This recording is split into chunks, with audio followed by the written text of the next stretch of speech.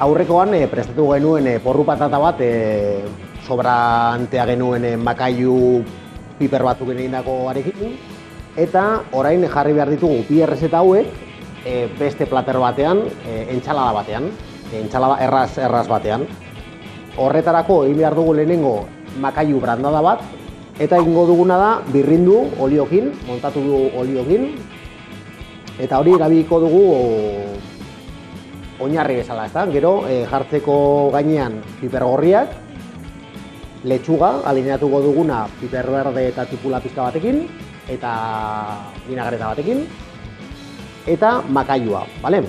Hasiko gara brandadarekin. Horretarako besterik ez, patata eta makailua birrindu eta gero montatu olio pixka batekin.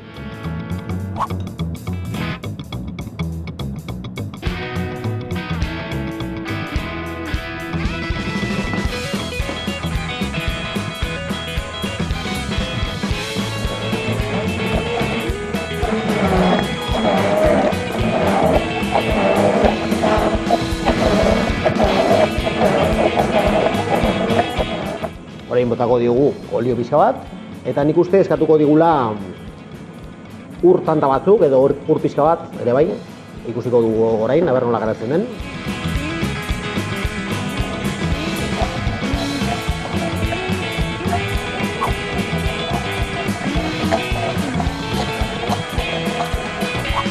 Hortxe noa, urarekin, pitin bat, hortxe, nik uste horrekin nahikoa izango dela. Bale, hortxe dugu prest, ikusten duzuen bezala, geratzen da pasta bat, patata pure bat bezala. Eta hasiko gara ja enplatatzen, zeren honek ez daka gauza hundirik. Horretarako behar dugu alineatu pixkat gure eskarola.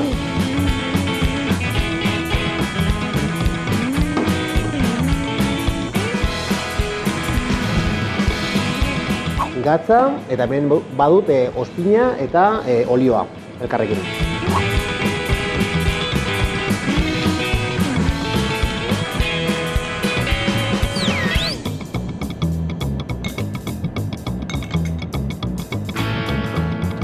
Botako diot ere bai tipula eta piper berdea, moztuta dudan hemen.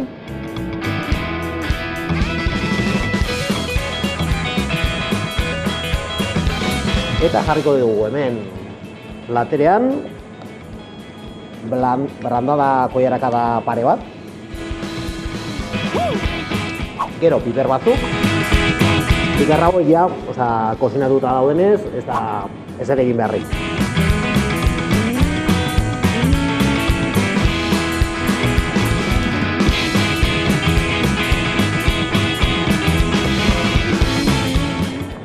Goian eskarola.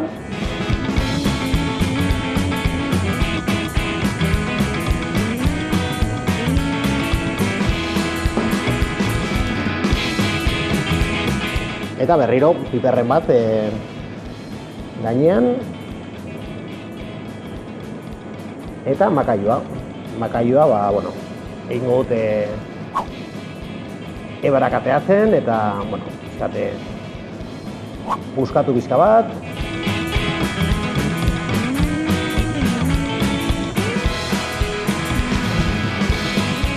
Eta barrura.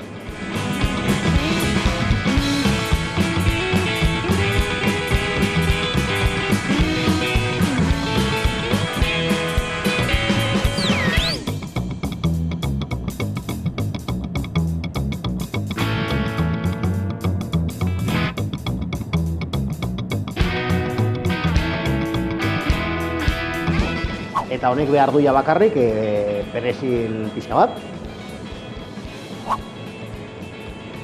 Jarriko diot ere bai tipula eta piper berde pixka bat gehiago, gainean.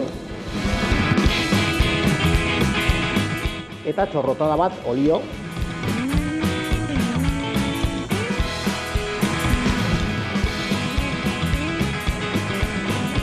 Eta hauxe da gure gaurko platera. Entsalada bat, probesten makailu eta piper batzuk. Eta porru patata bat. Honegin eta hurrengo arte.